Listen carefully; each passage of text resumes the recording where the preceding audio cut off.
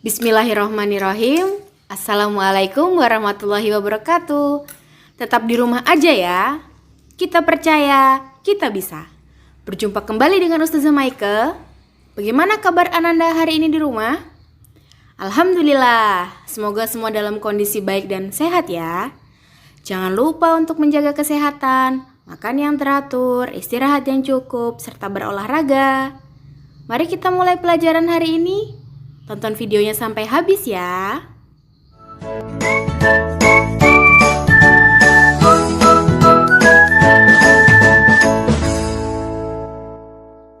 Selamat pagi anak-anak. Sudah pada bangun belum nih? Semoga sudah ya. Sudah juga ya untuk melakukan kegiatan pembiasaan pagi seperti sholat duha, murojaah, ataupun membaca al-ma'surat. Insya Allah untuk anak-anak kelas 5 sudah semua ya melakukan kegiatan seperti itu. Nah, jika sudah, langsung saja yuk kita mulai pembelajaran pada hari ini. Hari ini kita akan belajar tema 2, subtema yang pertama, pembelajaran kelima, muatan pelajaran ilmu pengetahuan alam. Langsung ya kita mulai. Semua makhluk hidup itu memerlukan bernapas, termasuk kita manusia. Ada yang tahu alat pernapasan pada manusia itu apa? Alat pernapasan pada manusia adalah paru-paru. Manusia bernafas untuk memasukkan udara ke dalam tubuhnya, yaitu ke paru-paru. Nah, udara yang dihirup atau yang masuk ke dalam tubuh manusia itu mengandung oksigen. Sedangkan udara yang dikeluarkan atau dihembuskan itu mengandung karbon dioksida. Berikut ini ada organ pernapasan pada manusia. Yang pertama, hidung, kemudian faring, laring, batang tenggorokan atau trakea, bronkus, dan paru-paru. Nah, di depan kalian ini ada organ pernapasan pada manusia. Bisa diperhatikan ya. Rongga hidung atau hidung adalah tempat masuknya udara dan tempat penyaringan udara. Jadi, udara yang masuk melalui hidung itu disaring terlebih dahulu menggunakan rambut-rambut halus yang ada di dalam hidung. Sehingga kotoran-kotoran yang terbawa ketika kita menghirup udara itu akan tertahan di dalam hidung. Yang kedua, ada faring. Faring adalah persimpangan antara saluran pernapasan bagian depan dan saluran pencernaan di bagian belakang. Yang selanjutnya itu ada laring. Laring ini terdapat di belakangnya faring ya. Jadi faring itu terdapat di bagian depan, kemudian laringnya ada di bagian belakang. Laring itu di bagian depan, di faring ini bagian belakang. Terus kemudian kita menuju ke batang tenggorokan atau yang disebut dengan trakea. Pada batang tenggorokan ini terdapat jaringan yang disebut dengan silia yang akan bergerak dan mendorong keluar debu-debu dan bakteri yang masuk. Jadi setelah disaring di hidung, jika masih ada debu atau kotoran yang masuk akan didorong keluar lagi di batang tenggorokan. Nah, yang selanjutnya ada bronkus. Bronkus ini adalah percabangan dari batang tenggorokan. Kemudian menuju ke paru-paru. Nah, percabangan ini nih dua ya. Dia jadi menuju ke paru-paru kanan dan menuju paru-paru yang ke sebelah kiri. Kemudian yang terakhir itu di dalam paru-paru ini ada lagi yang disebut dengan bronkiolus dan alveolus. Untuk bronkiolus itu adalah percabangan dari bronkus.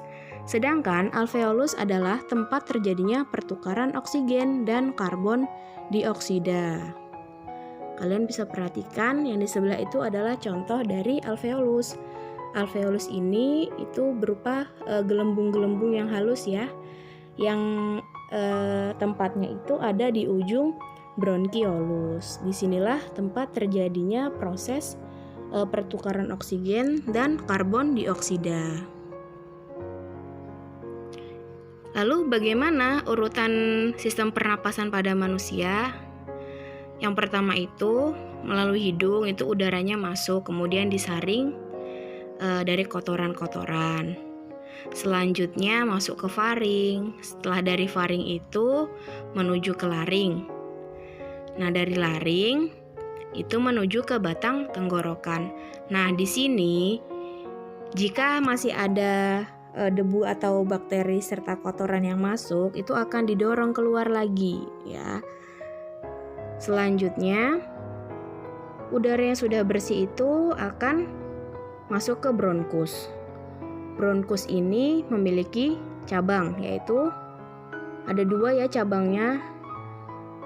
Dibagi yang pertama itu bronkiolus. Bronkiolus itu cabang dari bronkus, kemudian ke paru-paru. Nah, di paru-paru ini terjadi pertukaran tadi gas oksigen dengan karbon dioksida di dalam alveolus. Bagaimana ya cara proses kita pernapasan pada manusia itu? Ada yang tahu? Kita bahas ya. Pernapasan adalah kegiatan yang menghirup oksigen ke dalam tubuh dan membuang karbon dioksida dari dalam tubuh. Kegiatan bernapas ini membutuhkan kekuatan otot ya. Terus otot yang digunakan itu otot pernapasan utama yang disebut dengan diafragma. Diafragma ini terdapat di dalam tubuh di bawah rongga dada, tepatnya di bawah rongga dada. Diafragma ini bentuknya itu seperti kubah. Kalian bisa perhatikan pada gambar yang ada tanda panahnya. Nah, jadi bentuknya itu seperti kubah. Dia berada di dalam rongga dada manusia. Seperti ini contohnya. Kemudian, proses pernapasan manusia itu dibagi menjadi 2. Yang pertama ada proses menghirup udara atau yang disebut dengan inspirasi, dan yang kedua proses menghembuskan udara yang disebut dengan ekspirasi. Yang pertama proses inspirasi atau menghirup udara. Yang pertama itu udara masuk melalui hidung. Kemudian setelah itu udara yang masuk melalui hidung itu akan disaring oleh lendir dan rambut hidung. Kemudian diafragmanya akan berkontraksi dan naik. Tulang rusuknya pun juga akan naik ke atas atau bergerak ke atas. Kemudian paru-paru kita itu akan mengembang sehingga rongga dadanya membesar. Yang terakhir, gas oksigen itu akan diserap oleh alveolus. Ini proses inspirasi atau menghirup udara. Jadi udara itu masuk, kemudian otot-otot di tulang rusuk kita akan berkontraksi sehingga tulang rusuk dan tulang dada kita itu akan mengembang dengan sendirinya. Yang selanjutnya itu ada proses menghembuskan udara atau yang disebut dengan ekspirasi. Di sini otot diafragma itu akan relaksasi atau dia akan mengendur tulang rusuknya. Kemudian paru-parunya itu mengempis dan rongga dadanya kembali ke ukuran semula atau ke ukuran normal. Kemudian keluar melalui saluran pernapasan. Dan udara yang dikeluarkan itu berupa karbon dioksida beserta uap air. Ini proses dari ekspirasi atau menghembuskan udara. Jadi udaranya keluar, kemudian otot-otot di tulang rusuk itu relaksasi atau dia mengendur, berserta juga tulang rusuk dan tulang dadanya. Jadi seolah-olah itu dia kembali normal seperti biasa. Nah, ini bisa diperhatikan prosesnya, proses pernapasan pada manusia. Jadi udara masuk, kemudian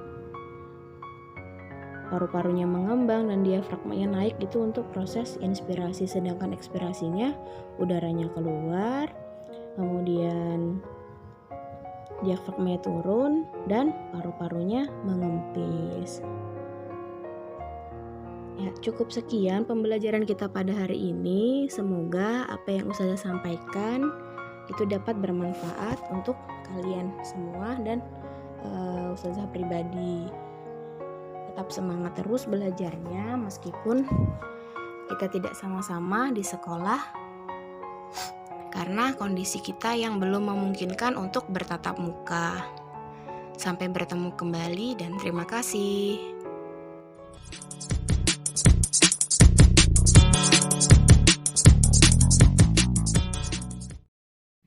Demikianlah video pembelajaran pada hari ini. Semoga bisa bermanfaat untuk semua. Selamat belajar dan sampai bertemu kembali. Tetap semangat, kita percaya, kita bisa. Assalamualaikum warahmatullahi wabarakatuh.